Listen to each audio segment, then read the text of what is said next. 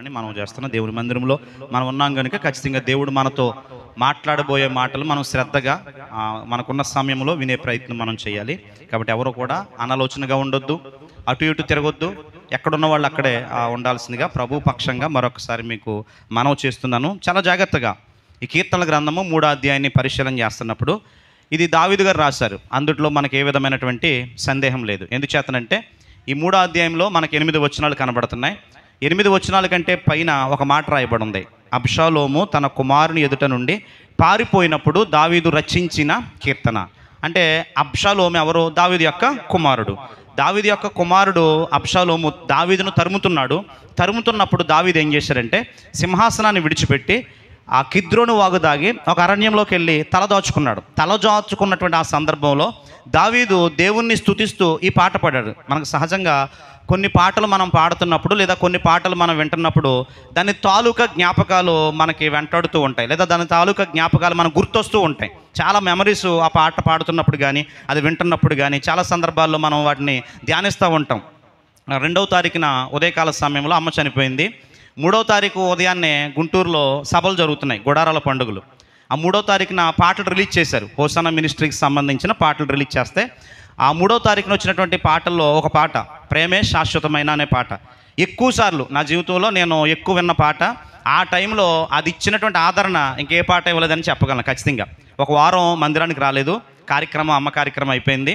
మరుసటి వారం ఈ పాట కుటుంబంతో కలిసి పాడుతున్నప్పుడు చాలా ఆ ధైర్యాన్ని ఇచ్చింది ఆ పాట. ఎందుకంటే ఆ పాట ఎప్పుడు విన్నా లేకపోతే ఎక్కడ నాకు ఆ పాట వినబడుతున్నా ఆ అమ్మ తాలూకా జ్ఞాపకాలు ఆ పాట పక్షంగా గుర్తొస్తూ ఉంటాయి.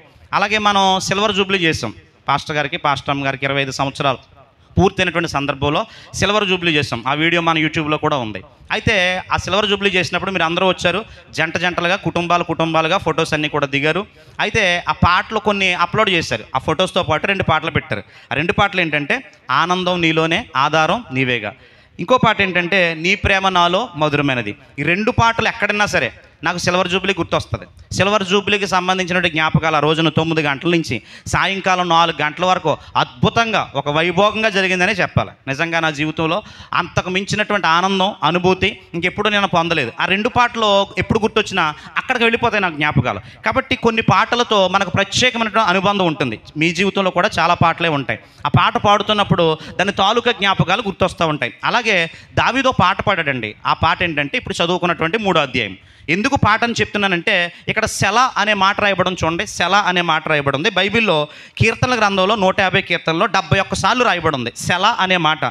సెల అనే మాట ఎప్పుడు ఉపయోగిస్తారంటే ఒక చరణం ముగిసింది అని చెప్పడానికి మనం చరణం అని ఎలాగ రాస్తామో వాళ్ళు ఎలా రాస్తారంటే సెల అనే పదాన్ని ఉపయోగిస్తారు.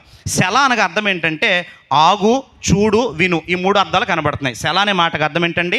ఆగు, చూడు, విను. సెల అనే మాట చెప్పాడంటే దానికి ముందున్నటువంటి మాట చాలా పవిత్రమైనది, ఆలోచింపదగినదనే అర్థం మనకు కనబడుతుంది. కాబట్టి సెల అని ఎప్పుడు వచ్చినా మీరు మరొక్కసారి ఆ వచనాన్ని, ముందున్న వచనాన్ని చదివే ప్రయత్నం చేయండి. కాబట్టి ఈ కీర్తనలకు మనం ధ్యానందాం. ఒక్కొక్క వచనాన్ని మనం ధ్యానందాం.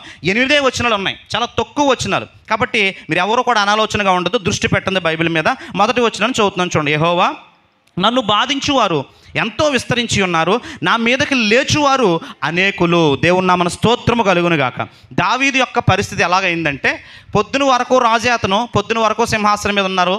మధ్యాహ్నం ఎవరో వచ్చి చెప్పారు. ఏమని చెప్పారంటే నీ కొడుకు నిన్ను తరుముతున్నాడు, నీ కొడుకు నిన్ను చంపడానికి వస్తున్నాడు, కాబట్టి నువ్వు ఇక్కడ ఉంటే క్షేమం కాదని చెప్పినప్పుడు దావీదు సింహాసనం నుంచి దిగాడు. బెడ్రూమ్లోకి వెళ్ళలేదు, బట్టలు సర్దుకోవాలా, సింహాసనం నుంచి దిగి కాళ్ళకు చెప్పులు కూడా లేవు.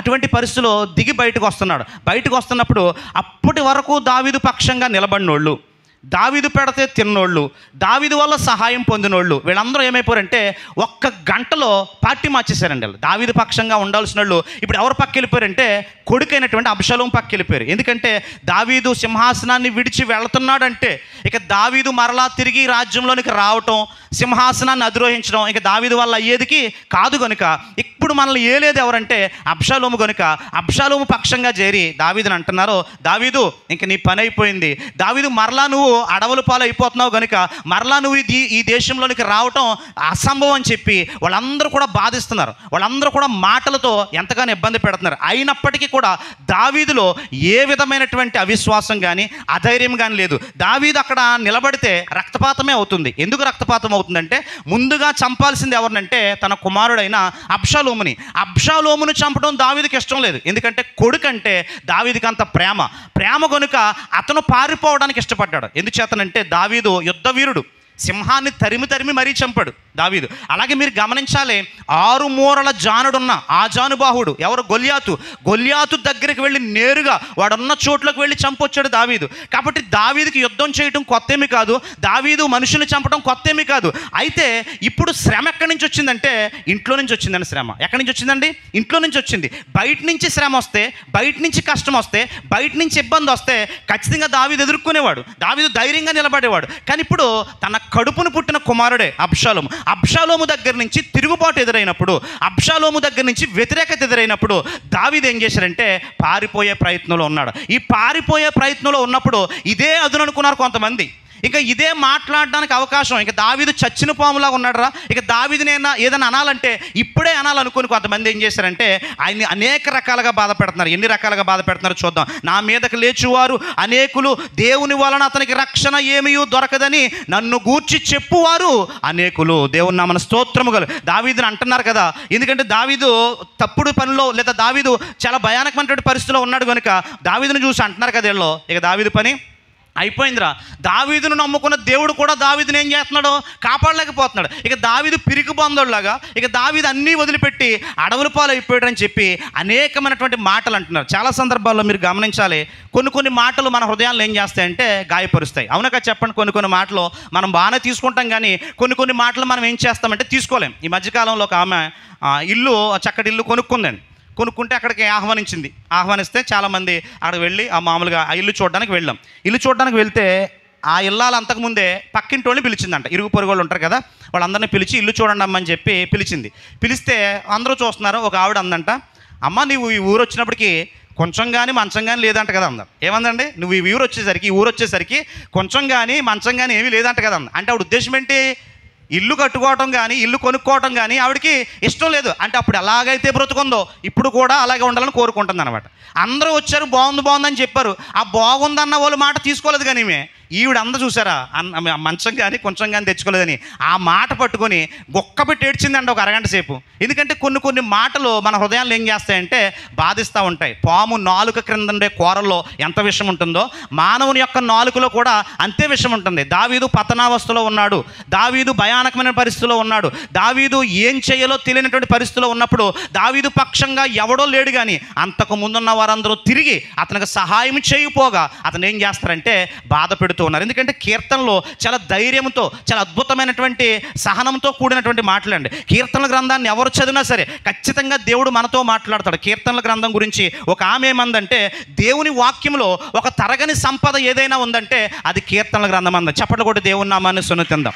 ఇంతకీ ఆమె ఎవరని మీరు ఆలోచన చేస్తే, రష్యాని పరిపాలన చేసిన ఒక కమ్యూనిస్ట్ నేత, అతని పేరు ఏంటంటే జోసెఫ్ స్టాలిన్. ఆ జోసెఫ్ స్టాలిన్ ఎంత భయంకరమైనటువంటి వ్యక్తి అంటే, అతను ఎవరిని గురువుగా ఎంచుకొని ఎవరి యొక్క ఆచరణలో అతను పెరిగాడంటే అడాల్ఫ్ హిట్లర్ చాలా భయానకమైనటువంటి వ్యక్తి. ఎందుచేతనంటే యూదుల్ని ప్రపంచంలో ఉండనివ్వకూడదని చెప్పి 60 లక్షల మంది యూదుల్ని ఏం చేశారంటే చంపేశారండి. చాలా భయానకంగా అతను చంపాడు. ఆ చంపినటువంటి సన్నివేశాలు మీరు చూసినప్పుడు చాలా అవి యూట్యూబ్లో కానీ లేకపోతే ఫేస్బుక్లో కానీ వచ్చినప్పుడు భయంకరంగా ఉంటాయి. ఒక కంటైనర్ ఉంటుంది కదా, లారీ వెనకాల కంటైనర్లు ఉంటాయి. ఇప్పుడు చెరువుల దగ్గర చెరువు బస్తాలు నిల్వ చేయడానికి కంటైనర్లు ఉంటున్నాయి కదా, అటువంటి కంటైనర్లో స్త్రీలను, పురుషులను, చిన్నపిల్లల్ని అందరినీ లోపలికి దోసిన తర్వాత ఆ లారీకి ఉండే పొగ్గొట్టం ఉంటుంది కదా, సైలెన్సర్, ఆ పొగ్గొట్టం దగ్గర నుంచి ఏం చేసాడంటే ఒక ట్యూబ్ పెట్టేవాడు. ఆ ట్యూబ్ దానికి కలిపి ఆ ట్యూబ్ని తీసుకొచ్చి ఎక్కడ పెట్టాడంటే ఈ కిక్కిరిసినటువంటి జనాభాతో ఉన్న కంటైనర్ ఉంది కదా దానికి కనెక్ట్ చేసేవాడు. లారీని రేట్ చేసేవాడు. పొగంతా వచ్చి ఏం చేస్తుందంటే లోపలికి వెళ్తుంది, కార్బన్ మోనాక్సైడ్ వెళ్తుంది. ఈ పొగంతా కూడా పీల్చి ఆ కంటైనర్లో లోపల బాదుతూ దాన్ని శబ్దాలు చేస్తూ వాడిని భయంకరంగా వాళ్ళు అరుస్తున్నప్పుడు కూడా ఈ బయట నుండి వాడు ఏం చేసాడంటే పైశాచిక ఆనందం పొందేవాడు. వాళ్ళందరూ చనిపోయారన్న సంగతి, అంటే దాంట్లో నుంచి శబ్దాలు రానప్పుడు అప్పుడు డోర్ తీసేవాడండి. వాళ్ళందరూ కూడా బయటపడిపోయారండి. చాలా భయానకంగా అడాల్ఫ్ హిట్లర్ ఏం చేశారంటే మొత్తం ప్రజలందరినీ కూడా ఊచకోత కోసి భయానకంగా చంపాడు. వాడిని అనుసరణలోకి తీసుకున్నాడు, వాడిని గురువుగా పెట్టుకొని ఈ యొక్క జోసెఫ్ స్టాలిన్ పరిపాలన చేస్తున్నాడు. అతనికి 12 ఏళ్ల కుమార్తె ఉంది. ఆ కుమార్తె కూడా అనుకున్నాడు, ఇతను ఈ కుమార్తెకి ఏమి నేర్పించాలనుకున్నాడంటే దేవుని గురించి మీకు చెప్పకూడదు, దేవుని గురించినటువంటి ఆలోచనలు మీకు రాకూడదని చెప్పి అనేక మంది కమ్యూనిస్టు భావాలు ఉన్నటువంటి వ్యక్తుల చేత ఈమెకు పాఠాలు చెప్పడం ప్రారంభించాడు. పాఠాలు చెప్తున్నారు. ఆమెకు 12 ఏళ్ళు వచ్చినాయి. జాగ్రత్తగా గమనించాలి. 14 సంవత్సరాలు వచ్చినాయి. పాఠాలు వింటున్నప్పుడు ఆమె బయటకు వచ్చి ప్రకృతిని చూసి ఒక మాట అంది.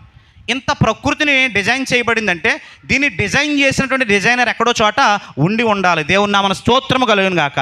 డిజైనర్ లేకుండా డిజైన్ అనేది రాదు కనుక ఇంత సృష్టి ఉందంటే ఈ సృష్టికర్త ఎవరని చెప్పి ఆమె చదవడం ప్రారంభించింది. అలా చదవడం ప్రారంభించినప్పుడు ఆమెకున్నటువంటి ఒక మాట ఏంటంటే, ఆ మాట కనబడింది రోమిలు రాసినటువంటి పత్రిక, చక్కటి మాట అక్కడ కనబడింది. రోమిలు రాసినటువంటి పత్రిక 1వ అధ్యాయము 20వ వచనంలో ఓ చక్కటి మాట ఆమెకు కనపడింది. ఆ మాట ఏంటో చూద్దాం. ఆయన అదృశ్య లక్షణములు అనగా ఆయన నిత్యశక్తియు దేవత్వమును జగదుత్పత్తి మొదలుకొని సృష్టింపబడిన వస్తువులను ఆలోచించడం వలన తేటపడుచున్నది గనుక వారు నిరత్తులై ఉన్నారు. దేవుని నామమున స్తోత్రము కలుగునుగా. ఆయన జగదుత్పత్తికి ముందు ఉన్నటువంటి సృష్టిని పరిశోధన చేస్తే ఆయన దేవుడు దైవత్వం ఉందనే లక్షణాలు తెలుస్తున్నాయని చెప్పి ఆమె ఏం చేసిందంటే ఈ పుస్తకాలన్నీ కూడా చదివి ఆమె స్టేట్మెంట్ ఇచ్చింది. ఆ స్టేట్మెంట్ ఏంటంటే, దేవుని వాక్యములో ఒక తరగని గ్రంథం ఏదైనా ఉందంటే అదేమని చెప్పిందంటే కీర్తనల గ్రంథం. దేవుని నామమున స్తోత్రము కలుగు. వాక్యంలోనికి వద్దాం. యెహోవా నన్ను బాధించువారు ఎంతో విస్తరించి ఉన్నారు, నా మీదకి లేచువారు అనేకులు, దేవుని వలన అతనికి రక్షణ ఏమీ దొరకదని నన్ను గూర్చి చెప్పువారు అనేకులు. దేవుని నామమున స్తోత్రము కలుగునుగా. రాజు గురించి మాట్లాడుతున్నారు. ఇక దేవుడు వీడిని రక్షించలేడు, ఇక మరలా దేవుని సన్నిధికి కానీ రాజ్యంలోనికి రావటం అసంభవం అని చెప్పి వాళ్ళు అనేకమైనటువంటి మాటలు మాట్లాడుతున్నప్పుడు దావీదు అంటున్న మాట ఏంటో చూద్దాం. 3వ వచనం, యెహోవా నీవే నాకు కేడెముగాను, నీవే నాకు అతిశయాస్పదముగాను, నా తల ఎత్తువాడుగాను ఉన్నావు. చప్పట్లు కూడా దేవుని నామాన్ని సన్నుతిందాం. ఎన్నెన్ని మాటలు వింటున్నా, ఎంతగా వాళ్ళు ఇబ్బంది పెడుతున్నా, ఎన్ని మాటలు అతను చెవిని పడుతున్నా ఒక్కటంటే ఒక్క మాట పట్టించుకోలే. దావీదు పడిన ప్రతిసారి, దావీదు నిరుత్సాహంలో ఉన్నటువంటి ప్రతిసారి ఒక ఉవ్వెత్తున లేచిపడినటువంటి కెరటంలాగా అతను లేచాడు. దేవుని నామమున స్తోత్రము కలుగు. కారణం ఏంటంటే దావీదు మనుషుల మీద ఆధారపడలేదు, దావీదు రాజ్యం మీద ఆధారపడలేదు, దావీదు అధికారం మీద ఆధారపడలేదు. దావీదు ఆధారపడింది ఎవరంటే రాజులకు రాజు అయినటువంటి దేవుని మీద. చప్పట్లు కూడా దేవుని నామాన్ని సన్నుతిందాం. అతను అంటున్నాడు కదా, యెహోవా నీవే నాకు కేడెము. ఏమన్నాడండి? యెహోవా నీవే నాకు కేడెము. కేడెము అనగా డాలు, ఇంగ్లీష్లో మనం షీల్డ్ అంటాం దీన్ని. ఉదాహరణకి యుద్ధాలు చేస్తున్నప్పుడు ఓ చేతిలో కత్తి ఉంటుంది, ఓ చేతిలో ఏముంటుందంటే ఒక పళ్ళెంలా ఉంటుంది. ఈ పళ్ళెంలా ఉండే దాన్ని ఏమంటామంటే కేడెం అంటాం. ఈ చేతితో యుద్ధం చేస్తాం. ఈ కేడెని ఏం చేస్తామంటే అవతల వ్యక్తి మన మీదకి దాడి చేస్తున్నప్పుడు దీన్ని అడ్డు పెట్టుకుంటాం. ఇది ఎప్పుడైతే అడ్డుందో లోపల ఉన్నటువంటి మనిషికి రక్షణ ఉంటుంది. దేవుని నామమున స్తోత్రము కలుగు. దావీదు అంటాడు అనేక పర్యాయాలు ఈ పదాన్ని ఉపయోగిస్తాడు. దావీదు ఎన్నిసార్లు ఈ పదాన్ని ఉపయోగించాడో చూద్దాం. కీర్తన గ్రంథము 7వ అధ్యాయము 10వ వచనంలో ఉపయోగించాడు. తీయొద్దండి, రాసుకునే వాళ్ళు ఉంటే రాసుకోండి. కీర్తన గ్రంథము 7వ అధ్యాయము 10వ వచనంలో కేడెము అనే మాట ఉపయోగించాడు. అలాగే కీర్తనల గ్రంథము 18వ అధ్యాయము 2వ వచనంలో కేడెము అనే మాట ఉపయోగించాడు. అలాగే కీర్తనల గ్రంథము 47వ కీర్తన 98వ చరణంలో కేడెము అనే మాట ఉపయోగించాడు. అలాగే 59వ అధ్యాయము 11వ చరణంలో కేడెము అనే మాట ఉపయోగించాడు. అలాగే కీర్తనలు 84వ కీర్తన 11వ చరణంలో కేడెము అనే మాట ఉపయోగించాడు. ఎందుకంటే ఈ కేడెము ఎప్పుడైతే ఉందో, కేడెము పక్కన ఉన్న వాళ్ళకి ఏముంటుందంటే రక్షణ ఉంటుంది. దేవుని నామమున స్తోత్రము కలుగు. యెహోవా నీవే నాకు కేడెముగా ఉన్నావు. దావీదు కూడా ఒక వ్యక్తి ఉండేవాడండి. అతని పేరు ఏంటంటే అహితోపేలు. ఏం పేరు అతని పేరు? అహితోపేలు. అహితోపేలు అనగా అర్థం ఏంటంటే ఆలోచనకర్త. దావీదు యుద్ధం చేయాలన్నా, దావీదు ఏదైనా నిర్ణయం తీసుకోవాలన్నా ఇతను లేకుండా నిర్ణయం తీసుకునేవాడు కాదు. మన రాష్ట్ర ప్రభుత్వానికి కూడా సలహాదారులు ఉన్నారా లేదా? జగన్మోహన్ రెడ్డి ఒక పథకం ప్రవేశపెట్టాలంటే అతని పక్కన సలహాదారులు ఉన్నారు. అందుట్లో మొట్టమొదటి ఎవరంటే సజ్జల గోపాలకృష్ణ, రామకృష్ణ. సజ్జల రామకృష్ణ అదవుతుందండి. ఆయన ఏం చేస్తారంటే ఏదైనా పథకం ప్రవేశపెట్టాలన్నా, ఏదైనా చేయాలన్నా జగన్మోహన్ రెడ్డికి ఏం చేస్తాడో సలహాలు ఇస్తాడు. పార్టీ గురించి, పార్టీలో ఉండే వ్యక్తుల గురించి, అందరి గురించి ఆయనకు తెలుసు. ఎందుకంటే సలహాదారుడు కనుక. అది అలా ఉన్నటువంటి సలహాదారుడు రాత్రికి రాత్రే చంద్రబాబు నాయుడు పక్క వెళ్ళిపోయాడు అనుకోండి, జగన్మోహన్ రెడ్డికి నిద్ర పడతా చెప్పండి. అదవుతుందండి. పరిపాలనలో సలహాలు ఇచ్చేవాడు, పరిపాలన చేయడానికి అనుభవం కలిగినటువంటి ముఖ్యమైనటువంటి వ్యక్తి అప్పటి వరకు కూడా ఉన్నాడు. పొద్దున్నే వేరే పార్టీ మార్చేసి అతని పక్షంగా నిలబడ్డాడు అనుకోండి, ఈ వ్యక్తికి నిద్ర పడుతుందో చెప్పండి? నిద్ర పట్టదండి. అయితే మీరు గమనించాలి, అహితోపేలు అనే వ్యక్తి దావీదు పక్షంగా ఉన్నాడు. దావీదు పక్షంగా ఉండి ఏం చేశారంటే ఎప్పుడైతే అరణ్యాల పాలైపోయాడో రాత్రికి రాత్రే అహితోపేలు ఎవరో పక్షంగా చేరాడో తెలుసా? అబ్షాలోము పక్షాన చేరాడు. అబ్షాలోము పక్షాన చేరి ఏమంటున్నాడో తెలుసా? మీ నాన్నను నేను చంపుతా, నువ్వు అవకాశం ఇస్తే. అదేంటిది? మీ నాన్నను నేను చంపుతా, నువ్వు అవకాశం ఇస్తే. ఎందుకంటే నువ్వు ఖచ్చితంగా యుద్ధం చేయడానికి నువ్వు రావద్దు, నువ్వు నాకు పర్మిషన్ నేను చంపుతా అని చెప్పి అతనికి ఒక సలహా ఇస్తాడు. చూద్దాం 2వ సమూయేలు గ్రంథము, అందరూ కూడా చూద్దామండి. కీర్తన ఇలాగే ఉంచండి. దావీదు ఎందుకంత బాధపడ్డాడో, దావీదు ఎందుకంత వేదన పడ్డాడో మీకు అర్థమవుతుంది. 2వ సమూయేలు గ్రంథము 17వ అధ్యాయం, 2వ సమూయేలు గ్రంథము 17వ అధ్యాయం మీరు చూసినప్పుడు చక్కటి మాట కనబడుతుంది. 2వ సమూయేలు గ్రంథము 17 మొదటి వచనం. దావీదు అలసట నుండి బలహీనంగా ఉన్నాడు గనుక నేను అతని మీద పడి అతని బెదిరించినడలా అతని యొద్దనున్న జనులందరూ పారిపోవుదురు, రాజును మాత్రము హతము చేసి జనులందరినీ నీ తట్టు తిప్పెదను. నీవు వెతుకు మనిషిని నేను పట్టుకొనగా జనులందరూ వచ్చి నీతో సమాధాన పడుదురు గనుక నీ చిత్తమైతే నేను 12,000 మందిని ఏర్పరచుకుని పోయి ఈ రాత్రి దావీదును తరిమి పట్టుకొందునని అహితోపేలు అబ్షాలోముతో చెప్పగా. చదువుదాం కింద వచ్చును. ఈ బోధ అబ్షాలోమునకును ఇశ్రాయేలీయుల పెద్దలందరికీ యుక్తముగా కనబడెను. దేవుని నామమున స్తోత్రము కలుగును గాక. అబ్షాలోము అంటున్నాడు, దావీదు పక్షంగా ఉన్నాడు. దావీదు పక్షంగా ఉన్నటువంటి అబ్షాలోము ఇప్పుడు ఏమంటున్నాడంటే, ఇదిగో మీ నాన్నను ఈ నైట్ నేను చంపుతా. ఎంతమందిని తీసుకెళ్తానో తెలుసా? 12,000 మందిని. ఎంతమందిని అండి? 12,000 మందిని. గమనించాలి. మన ముంగండ పోతవరంలో ఉన్నటువంటి పంచాయతీలు ఉండే జనాభా ఎంత అని అడిగాను. 5,000 మంది అని చెప్పారు. అలాగే అంబాజీపేట పంచాయతీలో ఉన్నటువంటి జనాభా ఒక 5,000 అనుకుందాం. అంటే పోతవరం పంచాయతీ, అంబాజీపేట పంచాయతీ, ఈ 2 పంచాయతీల్లో ఎంత జనం ఉన్నారో అంత జనం 12,000 అనుకుందాం. ఈ 12,000 మంది ఎవరిని చంపడానికి వెళ్తున్నారో? ఒక్కడిని చంపడానికి వెళ్తున్నారు. ఆలోచన చేయండి. ఈ 12 మంది కంటే బలవంతుడు ఎవరంటే దావీదు. దేవుని నామమున స్తోత్రము కలుగు. కాబట్టి అబ్షాలోము అంటున్నాడు, జాగ్రత్తగా గమనించాలి. ఇదిగో అహితోపేలు, నువ్వు చెప్పిన సందర్భం బాగానే ఉంది. మా నాన్న నువ్వు చంపిన తర్వాత మా నాన్న కూడా కొంతమంది ఉన్నారు. వాళ్ళు ఏం చేస్తారంటే నా పక్షంగా తిప్పేవాళ్ళని అన్నప్పుడు దావీదు ప్రార్థన చేస్తాడండి. ఎంత అద్భుతమైనటువంటి ప్రార్థన మనం చదువుతున్నాం. అదే కీర్తన చదువుదాం. అదే కీర్తన గ్రంథము 3వ అధ్యాయము 3వ వచనం. యెహోవా నీవే నాకు కేడముగాను నీవే నాకు అతిశయాస్పదముగాను నా తల ఎత్తువాడవుగాను ఉన్నావు. దేవుని నామమున స్తోత్రము కలుగును గాక. నాకు సలహాలు ఇచ్చేవాడు, నా పక్షంగా నిలబడ్డవాడు. ఇప్పుడు ఎక్కడున్నాడో తెలుసా? ఎవరు పక్షంగా ఉన్నాడు? అబ్షాలోము పక్షంగా ఉన్నాడు. కాబట్టి నాకున్నటువంటి ఆదరణ, నాకున్నటువంటి ధైర్యం ఎవరంటే నీవే. దేవుని నామమున స్తోత్రము కలుగు. అప్పుడు ఈ పాట పాడాడండి. ఎందుకంటే సంతోషంగా ఉన్నప్పుడు ఎవడన్నా పాట పాడతాడు, కానీ బాధల్లో పాట పాడటం అనేది చాలా దేవుని మీద ఎంతో విశ్వాసం ఉంటే కానీ అది జరగదండి. అద్భుతమైనటువంటి పాట అండి 3వ కీర్తన. ఎంత మంచి పాట ఏంటంటే చక్కటి పాట. మనం మన వారం పాడుకున్న పాట. మించిన బలవంతుల చేతి నుండి తప్పించిన యేసుదేవుడా, వంచనకారుల వలల నుండి రక్షించిన హృదయనాదుడా, మించిన బలవంతుల చేతి నుండి రక్షించిన యేసుదేవుడా, వంచనకారుల వలల నుండి రక్షించిన హృదయనాదుడా, నిరాశలలో దర్శించితివే, ఆదరించితివే, సజీవునిగా నన్నుంచితివే, నీమను పంచితివే, ఎరిగియున్నానయా నీకేది అసాధ్యము కాదని, తెలుసుకొన్నావయా నీవెప్పుడు మేలు చేస్తావని, మార్పులేని దేవుడనీవని మాట ఇచ్చి నెరవేర్చుతావని, మార్పులేని దేవుడనీవని మాట ఇచ్చి నెరవేర్చుతావని, మారని వాగ్దానములు నా కొరకే దాచియుంచినావయా, మారని వాగ్దానములు నా కొరకే దాచియుంచినావయా. దేవుని స్తోత్రం.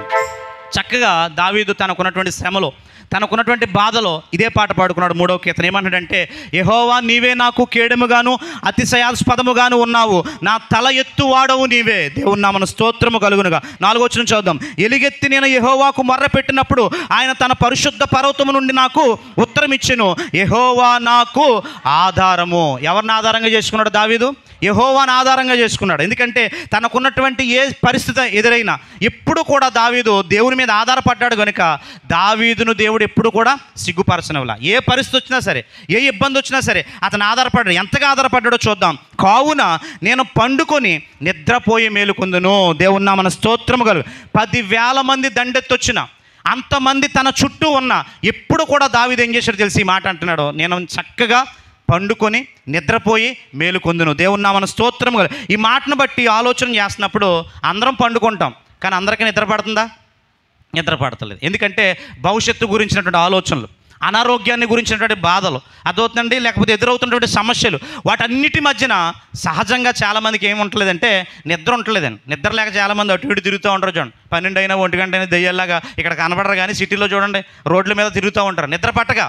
అందరూ పండుకుంటున్నారు, కానీ వాళ్ళకి ఏం చేయదు, నిద్ర పట్టదు. నిద్ర పట్టాలంటే ప్రశాంతమైనటువంటి వాతావరణం ఉండాలి, మనసులో భయాలు ఉండకూడదు, మనసులో ఆందోళన ఉండకూడదు. కానీ దావీదు ఇక్కడ ఏమంటున్నాడో, నీవే నాకు ఆధారం. మాట్లాడే వాళ్ళు మాట్లాడిని, చెప్పుకునేటోళ్ళు చెప్పుకొని, నేను దేనికి కూడా నేను భయపడిన. ఇది దావీదు యొక్క నిరీక్షణ అండి, ఇది దావీదు యొక్క ధైర్యం అండి. ఇదిగో నీవే నాకు ఆధారము కనుక నేను పండుకొని నిద్రపోయి మేలుకొందును.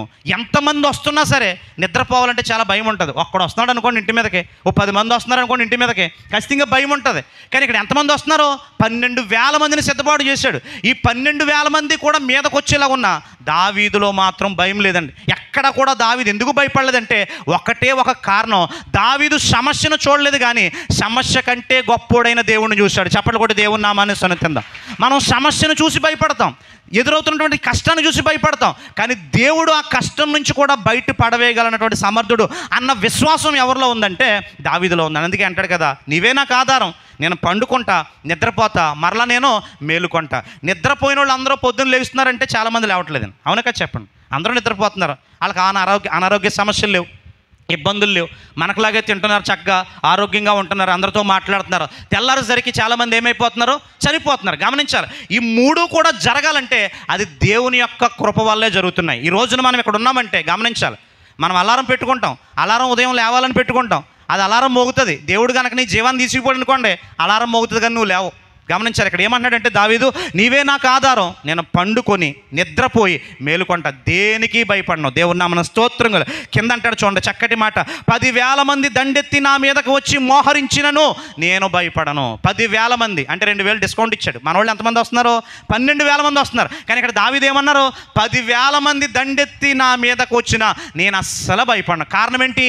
ఈ 10,000 మంది సామర్థ్యము కంటే నా దేవుడు గొప్పోడు. దేవుని నామమున స్తోత్రము కలుగునుగా. నా దేవుడు నా పక్షంగా ఉన్నాడు కనుక అన్ని వేళలా కూడా దేవుడు నాకు సహాయకుడు. నా దేవుడు నన్ను తల పైకెత్తుకోనగా చేస్తాడు. నా దేవుడు ఎవరి ముందు కూడా నా తల దించుకొని సిగ్గుపరుచుకునే పరిస్థితిని దేవుడు నాకు రానివ్వడనే విశ్వాసం ఎవరిలో ఉందంటే దావీదులో కనబడుతుంది. అని అంటాడు చూడండి చివరి మాట 7వ వచనం చదువుతున్న చూడండి చక్కటి మాట, యెహోవా లెమ్ము, నా దేవా నన్ను రక్షింపుము, నా శత్రువులందరి దవడ ఎముక మీద కొట్టువాడవు నీవే, దుష్టుల పళ్ళు విరగగొట్టువాడవు నీవే. యెహోవా లెమ్ము, యెహోవా జోక్యం చేసుకో.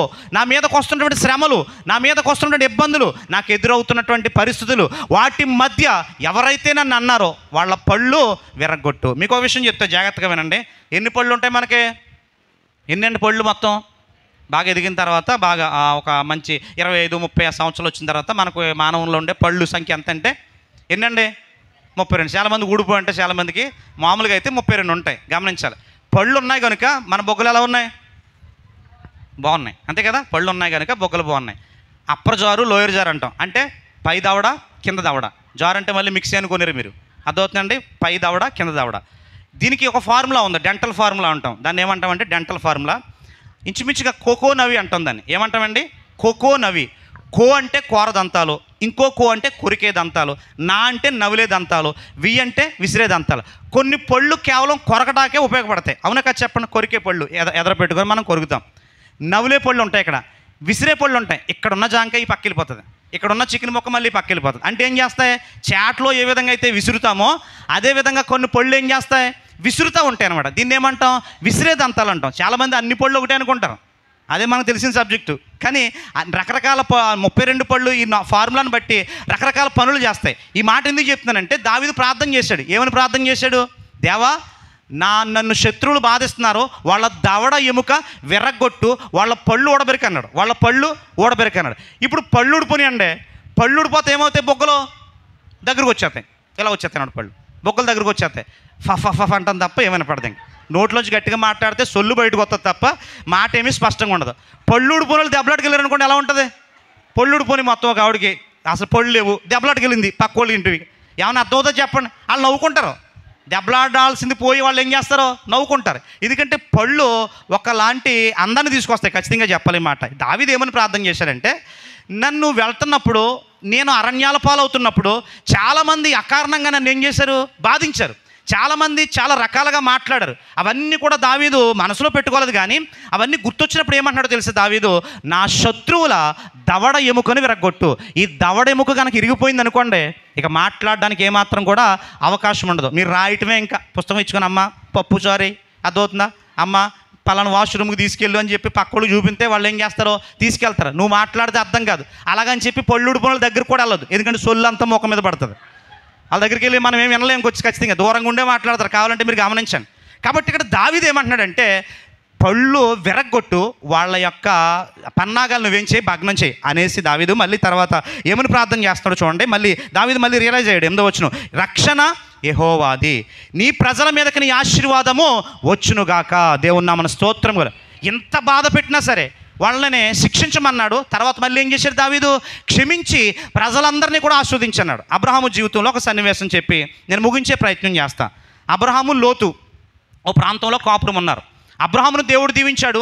అబ్రహామును బట్టి అబ్రహామును వెంబడించిన లోతును కూడా దేవుడు దీవించాడు. ఓ రోజున ఏమైందంటే, అబ్రహాము గారి యొక్క పశువుల కాపర్లకి లోతు గారి యొక్క పశువుల కాపర్లకి దెబ్బలాట జరిగింది. దెబ్బలాట జరిగితే అబ్రహాము కొంచెం పెద్దోడు కనుక, వయసులో జ్ఞానం గలవాడు కనుక ఏం చేస్తాడంటే, లోతుని పిలిచి అంటాడు, మన ఇద్దరం ఒక చోటు ఉంటే కనుక ఇబ్బంది ఎదురవుతుంది, మనం బంధువులం కనుక మనం ఏం చేయకూడదు, దెబ్బలాట్లు ఆడుకోకూడదు కనుక మనం ఏం చేద్దామని అడిగినప్పుడు లోతు అంటాడు, ఇక్కడ ఉండటం నాకు ఇష్టం లేదు, కాబట్టి నేను ఆ ప్రాంతం వెళ్ళిపోతా. ఏ ప్రాంతం? సొదొమ గొమొర్రా అనే ప్రాంతం వెళ్ళిపోతా. కాబట్టి ఆ ప్రాంతం పచ్చగా ఉంది, దేవుడు నాటిన తోటలా కనపడింది లోతుకి. మంచి ప్రాంతం వెళ్ళిపోయాడు. అబ్రహాం ఎక్కడున్నాడంటే, ఓ బంజరు భూమి అనమాట, వేస్ట్ ల్యాండ్ అనమాట. అక్కడ ఉన్నాడు అబ్రహాము. కొంతకాలం గడిచిన తర్వాత సొదొమ ఓ పట్టణం, గొమొర్రా ఓ పట్టణం, దాని చుట్టూ ఇంకో 3 పట్టణాలు ఉన్నాయి. మొత్తానికి 5 పట్టణాలు. అవి 5 పట్టణాలని 5 రాజులు పరిపాలన చేస్తున్నారు. ఈ 5 రాజులు పరిపాలన చేస్తున్నప్పుడు పక్క దేశం నుంచి 4 రాజులు వీళ్ళ మీదకి దండెత్తి వచ్చారు. 4 రాజులు 5 పక్షంగా వచ్చి ఈ 5 ఓడించారు. 5 ఓడించినప్పుడు ఏం జరిగిందంటే, 5తో పాటు ఆ ఊళ్ళో గొప్పోళ్ళని, ఆ ఊళ్ళో ఐశ్వర్యవంతుల్ని ఈ 4 ఏం చేస్తారంటే తీసుకుపోతున్నప్పుడు అక్కడ ఉన్న 5 రాజులతో పాటు ఎవరు వెళ్ళిపోతున్నారంటే, ఇప్పుడు లోతు వెళ్ళిపోతున్నారు. ఎవరు వెళ్ళిపోతున్నారండి? లోతు వెళ్ళిపోతున్నప్పుడు మీరు గమనించాలి, లోతు వెళ్ళిపోయిన సంగతి అబ్రహాముకు తెలిసింది. వర్తమానం వచ్చింది. ఏమని వచ్చిందంటే, మన దగ్గరుండే లోతు అక్కడికి వెళ్ళాడు కదా, ఇప్పుడు లోతుని ఎవరు వచ్చి తీసుకుపోతున్నారో, శత్రు దేశాల నుంచి రాజులు వచ్చి తీసుకుపోతున్నారని చెప్పినప్పుడు మనం అయితే ఏమంటాం చెప్పండి? స్ట్రాంగ్గా టీ పెట్టి కొంచెం పంచదార ఎక్కువేసి తీసిరా, ఆడు మనల్ని కాదని వెళ్ళిపోయాడు, సర్వనాశనం అయిపోయాడు అని చెప్పి అంటాం మనం మామూలుగా. కానీ అబ్రహాం ఏం చేసేది తెలుసా? తన ఇంట పుట్టి తన ఇంట అలవర్చుకున్నటువంటి యోధులైనటువంటి వారు ఉన్నారు. ఎంతమంది అంటే 318 మంది. ఎవరి దగ్గర ఉన్నారు? అబ్రహాము దగ్గర ఉన్నారు. అబ్రహాం అంటాడు కదా, 318 మంది ఆయుధాలు ధరించండి, మనం యుద్ధానికి వెళ్తున్నాం. దేవుని నామమున స్తోత్రం కలు. అంతకు ముందెప్పుడు అబ్రహాము యుద్ధం చేసినట్టుగా మనం ఎక్కడ కూడా చదవం. అబ్రహాము 318 మందితో వెళ్ళి ఆ 4 రాజుల్లో నుంచి 5 రాజుల్ని విడిపించి, లోతుని విడిపించి ఇంటికి తీసుకొస్తాడండి. దేవుని నామమున స్తోత్రం కలు. అబ్రహాము ధైర్యంగా వెళ్ళి పోరాడి లోతుని ఇంటికి తీసుకొచ్చిన తర్వాత అబ్రహాము గుడారంలోకి వెళ్ళి ఆలోచన చేస్తాడు, యుద్ధం అయితే చేశాను కానీ మళ్ళీ వాళ్ళు తిరిగి వస్తున్న పరిస్థితి ఏంటి? మళ్ళీ వాళ్ళు తిరిగి వచ్చి నన్ను గనక చంపితే, ఒంటరిగా ఉన్నప్పుడు నా మీద పడి చంపితే నా పరిస్థితి ఏంటని ఆలోచన చేసినప్పుడు దేవుడు అంటాడు, అబ్రహామా నీవు భయపడకో, నేను నీకు కేడముగా ఉన్నా. చప్పట్లు కూడా దేవుని నామాన్ని సున్నితంగా, నేను నీకు కేడముగా ఉన్నా, నీ బహుమానం నేటి నుండి అత్యధికమవుతుంది. దేవుని నామాన్ని స్తోత్రం. అబ్రహామును దేవుడు భయపడ్డదని చెప్పాడు. ఎందుకు చెప్పాడు తెలుసా? అబ్రహాముకి ఉన్నటువంటి కేడెం ఎవరంటే దేవాతి దేవుడే. కాబట్టి ఇక్కడ అంటున్నాడు కదా, దావీదు ప్రార్థన చేశాడు, నా శత్రువుల యొక్క దవడ ఎముకలు విరగొట్టని ప్రార్థన చేశాడు. 8వ వచనం వచ్చేసరికి ఏమంటాడు తెలుసా? రక్షణ యెహోవాది, నీ ప్రజల మీదకి ఆశీర్వాదం వచ్చునుగాక. ప్రారంభం ఈ 3వ అధ్యాయం ఎలా ప్రారంభించబడిందంటే, సమస్యల్లో ఈ యొక్క 3వ అధ్యాయం ప్రారంభించబడింది. సమస్యల మధ్య ఈ 3వ అధ్యాయం ప్రారంభించబడింది. ఈ ముగింపు ఎలా ఉందో తెలుసా? ఆశీర్వాదంతో ఉంది. దేవుని నామమున స్తోత్రములు. కాబట్టి ప్రార్థన వల్ల దేన్నైనా మనం జయించవచ్చు. కాబట్టి ఖచ్చితంగా మీరు గమనించాలి, దావీదు అద్భుతమైనటువంటి కీర్తనాకారుడు. దావీదుకు ఉన్నటువంటి బిరుదు ఏంటంటే గాన కోకిల, గాన గంధర్వుడు అని బిరుదులు ఉంటాయి కదా. దావీదుకు ఉన్నటువంటి బిరుదు ఏంటంటే ఇశ్రాయేలీల స్తోత్ర గానములను మధురముగా ఆలపించిన దావీదు. దేవుని నామన స్తోత్రము గారు. అంటే పాటలు రాయటమే కాదు, మధురంగా కూడా దావీదు ఏం చేయగలడు? పాడగలడు. దావీదు పాడితే అక్కడ ఉన్న వాళ్ళందరూ కూడా చక్కగా నిలబడి పాట వింటూ, శ్రావ్యమైనటువంటి పాట వింటూ దావీదు గొంతుకుతో కలుపుతూ దేవుని వాళ్ళు ఏం చేసేవారంటే ఆరాధన చేసేవాడు. కాబట్టి 3వ అధ్యాయము ఎప్పుడు పాడిన పాట అంటే కొడుకు తరుముతున్నప్పుడు దావీదు పాడినటువంటి పాట. నేను దేనికి భయపడను, ఖచ్చితంగా నీవే నాకు ధైర్యంగా ఉన్నావు. 10,000 మంది దండెత్తొచ్చినా నేను పండుకొని నిద్రపోయి నేను మేలుకుంటా. నా రక్షణకు ఆధారం నీవే, నా తలపైకెత్తువాడు నీవే. నన్ను నిందించేవారు, నన్ను బాధించేవారు అనేకులున్నా నేను ఎవ్వరికి కూడా నేనేం చేయను, భయపడను. దేవుడి మాటలు వినికుల్లో దీవించును గాక. శుద్ధపరచబడిన గాక, మీ రాజ్యం వచ్చును గాక, మీ చిత్తము పరలోకమందు నెరవేరినట్లు భూమి యందును నెరవేరును గాక. మాకు కావలసిన మరణాహారము నేడు మాకు దయచేయండి. మరణస్తులను మేము క్షమించి ఉన్న ప్రకారము మా రుణములను క్షమించండి. మమ్ములను శోధనలోనికి తేక కీడు నుంచి, దుష్టుని వారి నుంచి తప్పించండి. రాజ్యము, శక్తి, మహిమ నిరంతరము నీవై ఉన్నావు తండ్రి. ఆమేన్, ఆమేన్, ఆమేన్. మన పరమ తండ్రిని యెహోవా దేవుని ప్రేమ, కుమారుడు యేసుక్రీస్తు వారి కృప, పరిశుద్ధాత్మ యొక్క అన్యోన్య సావాసం, సమాధానం ఇప్పుడు ఎల్లప్పుడు ఇక్కడ పరిశుద్ధులకును సర్వలోకల పరిశుద్ధులకును మా ఆత్మీయ పిల్లలు ఎక్కడెక్కడ ఏ దేశం ద్వారా అందరికీ, 3 సంఘాలకి, వారి సంఘ బిడ్డల కార్యక్రమాలకి చేరుచిన ప్రతి ఒక్కరికి సదాకాలము తోడై ఉండి కాశీ కాపాడి ఆశీర్వదించునుగాక. ఆమేన్, ఆమేన్, ఆమేన్. అందరికీ వందనాలు. దేవుడి